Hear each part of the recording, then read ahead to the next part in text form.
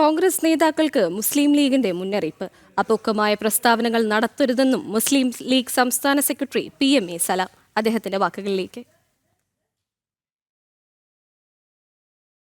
മുന്നണിയുടെ കെട്ടുറപ്പും ഐക്യവും ഭദ്രതയൊക്കെ നിലനിർത്താൻ എല്ലാ അതിലെ ഘടകകക്ഷികളായ രാഷ്ട്രീയ പാർട്ടികൾക്കും ഉത്തരവാദിത്വമുണ്ട്.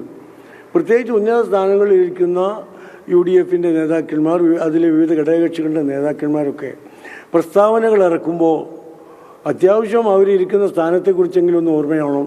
അല്ലെങ്കിൽ അവർ പ്രതിദാനം ചെയ്യുന്ന സംഘടനയെയും മുന്നണിയെയും കുറിച്ച് ഓർമ്മ വേണം. അത് മുസ്ലിം ലീഗിൻ്റെ ഒരു അഭിപ്രായമാണ്.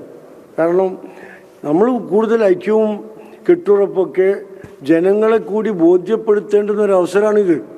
ആ അവസരത്തിൽ ജനങ്ങൾക്കിടയിൽ ആശയക്കുഴപ്പമുണ്ടാക്കാൻ പാടില്ല ആരായിരുന്നാലും.